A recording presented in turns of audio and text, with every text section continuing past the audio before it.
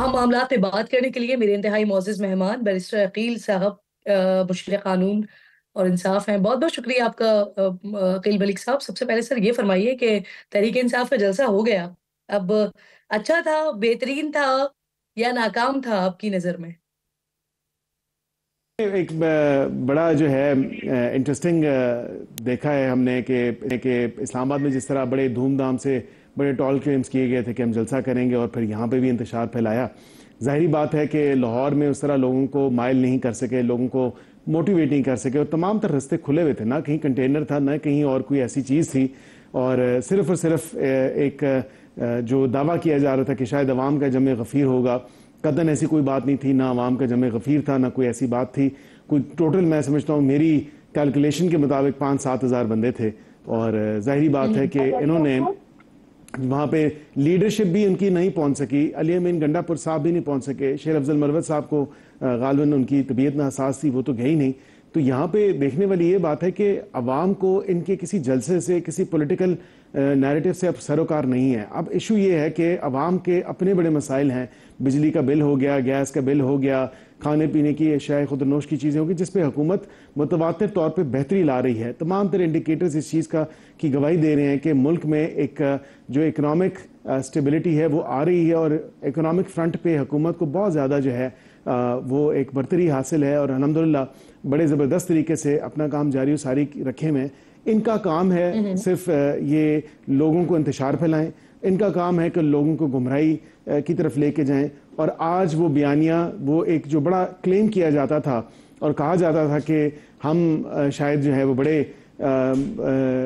इंसाफ की और गालिबन rule of law की और ये तमाम चीज़ों की हम जंग लड़ रहे हैं, हम पाकिस्तानी कौम की और कौम के बच्चों की जंग लड़ रहे हैं, वो तमाम तर बयानिया रद्द किया जा चुका है। तो अवाम को तो इससे कोई सरोकार नहीं है। अवाम को तो अपने इशू से है कि हमारे इश्यूज कौन उसका हल तलब जो है निकाल रहा है मामले सारे का। अकील, तो यहाँ आप पे मुझे ये ये बताइए जैसा कि वज़ीर इत्तलात पंजाब कह रही हैं कि लाहौर से 1500 से 1600 लोग थे इस जलसे में, तो वाक़ई आपको ऐसा लगता है कि 1500 से 1600 लोग लोग जो हैं वो थे लाहौर से? नहीं, 1500-1600 की जो बात है वो अज़मा बुखारी साहिबा ने इस हवाले से की कि जो देखिए रिपोर्ट्स मिल जाती हैं और रिपोर्ट्स जो लोग जिस तरह आए, जिस तादाद में आए, जिनके साथ आए और जैसे आए, वो तमाम तर चीज़ें हमने देखी हैं कि ज़ाहिरी बात है अगर कोई 5 बंदे ला रहे हैं तो वो 5 ही होंगे, अगर कोई 10 बंदे ला रहे हैं तो वो 10 ही होंगे। तो अपनी अपनी गाड़ियों में बैठ के ये आए, जो लाहो लश्कर ये बताया करते थे कि पता नहीं कितनी कोई अवाम आ जाएगी और अवाम तो बेताबी से इंतज़ार कर रही है, एक जलसे के बाद दूसरा जलसा करेंगे, बीच में जलसे कैंसिल भी करते। इस जलसे में एक बड़ी नाकामी देखी गई है और ये इंतज़ामिया की नाकामी है, ये इमरान खान के बयानिए की नाकामी है और ये इस लीडरशिप की नाकामी है जो ये कहते थे कि हम लाहौर आएंगे, जलसा तो होगा और किसी का बाप भी नहीं रोक सकेगा और देखेंगे कि अवाम किस तरह निकलेगी। लेकिन वहाँ पे वज़ीर आला ने इतने ज़बरदस्त इक़दाम लिए हुए हैं इकनॉमिक फ्रंट पे, आपकी दीगर डेवलपमेंट इंफ्रास्ट्रक्चर फ्रंट पे, कि वहाँ पे लोगों को सहूलत मैसर हो रही है, लोगों के लिए एक रिलीफ पे रिलीफ दिया जा रहा है अवाम को। तो उनका मकसद लाहौरियों का या पंजाब की अवाम का मकसद या उनका मतलब ये नहीं है कि वो किसी इंतशारी टोले के पीछे लग जाएं या उनके किसी बयानिए के पीछे लग जाएं। वहाँ पे आपने देखा सड़कें भी बिल्कुल आम रूटीन का मामला था, खुले हुए थे तमाम तर रोड्स, किसी को कोई रुकावट नहीं थी, किसी को ये हिचकिचाहट नहीं थी कि हम जलसे में जाएं या न जाएं। लोग खुद ही इनसे मोटिवेट नहीं हो सके और ये आज पूरे पाकिस्तान ने देखा कि जितनी तादाद में लोग थे वहाँ पे, ये एक फेल्ड जलसा था। This is nothing more than a failed जलसा।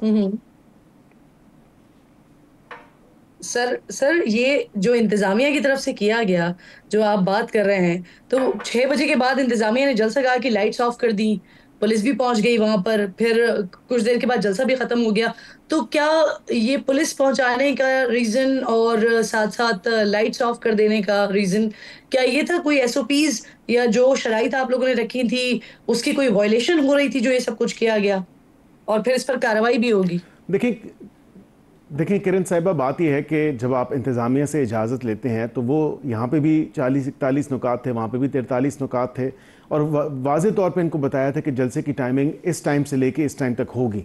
अब वो खुद ही ना निकलें, उनके अपनी पार्टी के सीएम जो हैं, जो इन्होंने बड़े हुल्लड़बाजी की थी, जिन्होंने बड़ी बातें की थी पिछले जलसे में, इस्लामाबाद के जलसे में उन्होंने कहा था कि ये हो जाएगा और ये करके दिखा दूंगा और आऊँगा लाहौर और एंड सो फोर्थ। तो वो आपने देखा वो तो खुद नहीं पहुंच सके जलसे में।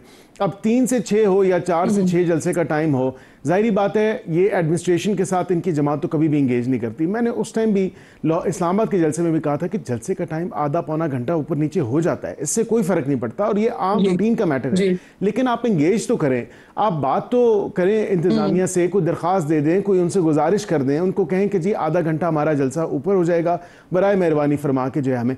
ये लोग बस एक इतने हाई हॉर्स पे चढ़े होते हैं, नहीं हम नहीं करेंगे, हम पूछेंगे, हम क्यों इजाज़त मांगे, हमें क्यों जो है जलसे की औकात में तौसीक़ की ज़रूरत नहीं है, आप खुद भी ये बात कर रहे हैं ना सर कि नहीं रोक सकता। आप देखें, आप खुद भी ये बात कर रहे हैं ना कि आधा घंटा ऊपर नीचे होने से कुछ नहीं होता।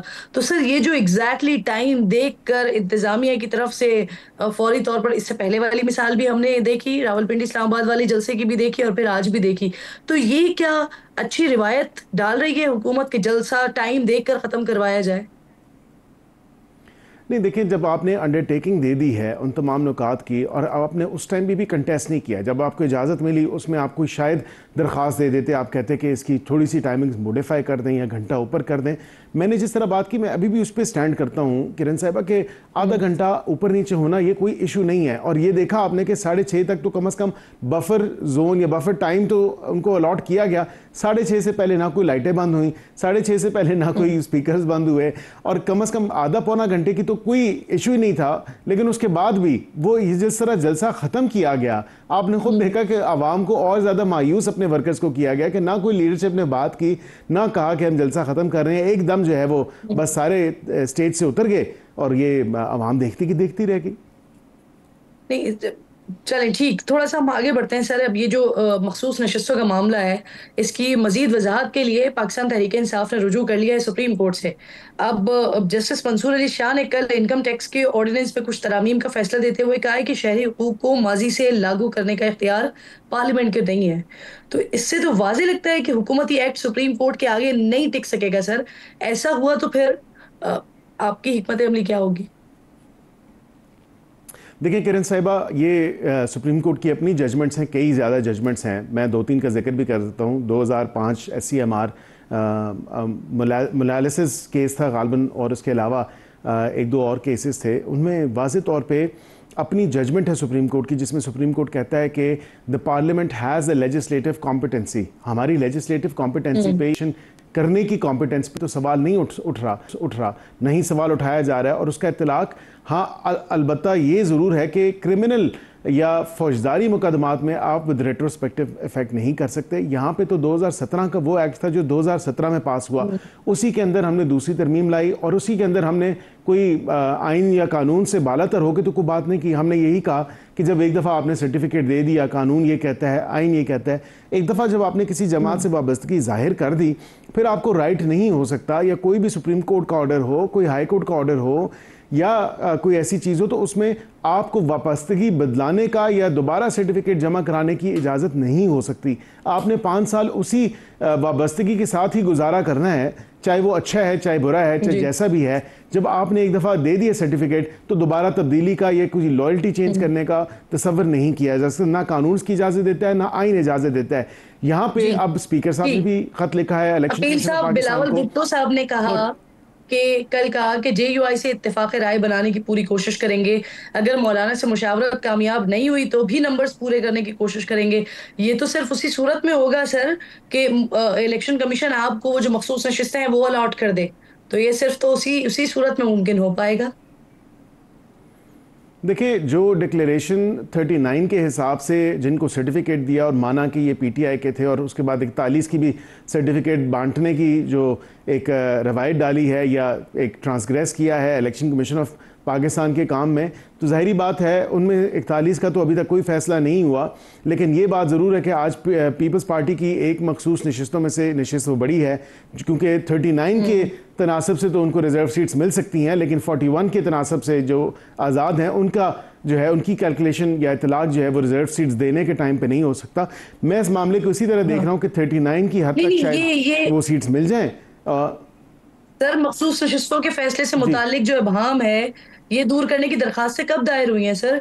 और कहाँ सुनी गई? ऑर्डर अपलोड करने का हुक्म किसने दिया? चीफ जस्टिस काज़ी फ़ाइज़ ईसा साहब ने रजिस्ट्रार से जवाब तलब कर लिया है सर? हुकूमत के पास क्या अपडेट्स हैं इसकी? देखिए, मैंने गुजारिश ये है कि मैंने एक प्रोग्राम में ये जिक्र किया था और ये ऐन आइनी तरमीम से पहले की बात है और उसमें बात ये हुई थी कि हुँ, मैंने हुँ। कहा ये ना आसमान पे है ना ज़मीन पे है, ये हवा में है, ये 41 के 41 आज़ाद हैं।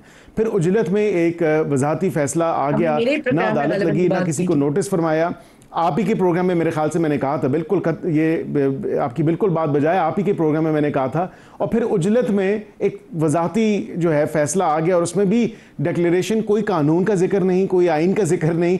और सबसे मज़े का खेज बात है कि बस उनको डिक्लेयर कर दिया कि क्योंकि हमने हुक्म दिया है, ये पीटीआई के लोग हैं तो इनको भी पीटीआई का तस्वर किया जाए, या इनके सर्टिफिकेट जो है आप जमा करके इनकी वाबस्तगी जो है ये एक जी। सर्टिफिकेट जारी कर दिया गया। तो जाहिर चलिए बात है ये अब ये एक बड़ा तसादम है। जी। सर, ये अपलोड कहाँ हुई है? डिटेल्स कहाँ आई है? क्या आपके पास इत्तलात है इसकी? देखिए, ये उनकी वेबसाइट पे ज़रूर अपलोड हुई हैं और डेप्यूटी रजिस्ट्रार ने रजिस्ट्रार साहब को लिखा और वजाहत मांगी कि ये तमाम तर चीज़ें हुई हुँ, हैं, हुँ। मतलब कोई ना अदालत लगी, इन चेंबर ऑर्डर हुआ या नहीं हुआ, ये तमाम तर क्लैरिफिकेशंस हैं जो कि वो एक अदारा और इजलास खुद हुआ ही एक नहीं। कॉन्स्टिट्यूशनल अदारा है और वो खुद इजलास भी नहीं हुआ। क्या वो जज साहिबान यहाँ पे मौजूद थे, नहीं थे? क्या उन्होंने साइन किए, नहीं किए? क्या उन्होंने ऑर्डर पढ़ के उसके साथ इत्तेफाक किया या नहीं किया? ये बड़े सवालिया निशान है सारे प्रोसेस के ऊपर।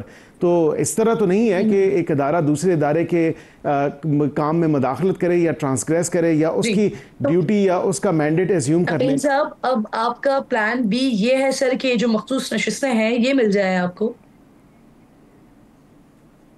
देखिए, मखसूस नशिस्तें तो ज़ाहिरी बात है, अब हमने भी ख़त लिख दिया है और हमने भी कहा है कि जो कानून हमने दूसरी तरमीम पास की है, ज़ाहिरी बात है उसके हवाले से अगर देखा जाए तो किसी को पार्टी वाबस्तगी चेंज करने का कोई राइट नहीं है, ना आइन में उसका तसव्वुर है, ना कानून में उसका तसव्वुर है। तो एक अदालती ऑर्डर के थ्रू जो है किसी की वाबस्तगी या किसी को नई पार्टी ज्वाइन करने का या सर्टिफिकेट देने का तो जवाज़ ही पैदा नहीं होता। अब जो मखसूस नशिस्तें हैं उसका डिटेल्ड ऑर्डर आ जाए तो फिर ही कोई बात हो सकती है, लेकिन आज 3 माह गुजरने वाले हैं मेरे ख्याल से गालबन, तो अभी तक उसका भी फैसला नहीं आया। तो मौलाना फजल रहमान साहब, आप लोगों पर ये इल्ज़ाम लगा रहे हैं कि अदलिया में आईनी तरमीम के हुकूमती मुसव्विदे में बुनियादी हुकूक का जो दायरा-ए-कार है, वो महदूद करने की कोशिश की गई। आईनी तरमीम अदल-ओ-इंसाफ मुहैया करने में सिर्फ़ हुकूमत को तहफ़्फ़ुज़ दे रही थी। बदनीयत ही नज़र आई, इसलिए उन्होंने इनकार किया। सर, आप कानून और इंसाफ पर वज़ीर-ए-आज़म के मुशीर हैं। क्या आप बता सकते हैं, मुसव्विदा पढ़ा है आपने और इसकी तैयारी में आपका भी कोई किरदार रहा है अकील साहब? जी बिल्कुल, मैं आपको ये ज़रूर बता सकता हूँ कि ये अभी से नहीं, हम मार्च अप्रैल से ये काम शुरू हुआ था। लॉ रिफॉर्म्स कमेटी है जिसको वज़ीर आज़म साहब खुद हेड करते हैं और उसमें लॉयर्स और हमारे दीगर पार्टी की जो लीगल टीम है वो भी, उसके अलावा वफाकी वज़ीर कानून और वज़ीर इत्तलात भी, वो ख़ुद भी एक लॉ की डिग्री रखते हैं। ये हम लोग सारे जो हैं इसकी वक्तन फ़क्तन गाए बगाए मीटिंग्स होती रही हैं और ये तमाम तर इशूज़ अंडर डिस्कशन भी आए हैं और अंडर कंसिडरेशन भी आए हैं। इसमें कॉन्स्टिट्यूशनल रिफॉर्म्स के हवाले से, लीगल रिफॉर्म्स के हवाले से, जुडिशल रिफॉर्म्स के हवाले से हमने बड़ा काम किया और ये लॉ मिनिस्ट्री से ही मुसव्वदा या वर्किंग पेपर तैयार किया गया था। मेरे लिए तो बड़ी अचंभे की बात थी कि जब ये कहा जा रहा है कि ये कोई शायद किसी ने दे दी है या आसमान से आया है, ये हमने ही तैयार किया है, एक वर्किंग पेपर है, इस पे डिस्कशंस जारी हैं और जहाँ पे वो बुनियादी इंसानी हकूक़ की आपने बात की तो वो एक बिल्कुल पॉइंट अंडर कंसिडरेशन था। वो इस हवाले से नहीं था कि किसी के हकूक़ सल्ब किए जाएं, लेकिन उसका जो एक कोरिलेशन था वो इस हवाले से था कि एपीएस के बाद एपिक्स जो मीटिंग कमेटी हुई तो उसमें आपको ये याद होगा कि जो शोहदा की फैमिलीज़ हैं वो उनकी हमेशा से एक लॉन्ग स्टैंडिंग डिमांड रही है कि इन अदालतों से हमें कोई रिलीफ नहीं मिल रहा, तो वो मिलिट्री कोर्ट्स के हवाले से थी या एटीसी की अदालतों में। बेनज़ीर साहिबा के केस आपने खुद देखा कि उनके केस में क्या हुआ, किस तरह वो मिस हैंडल हो गया और उल्टा पुलिस के लोगों को सजाएं हुई।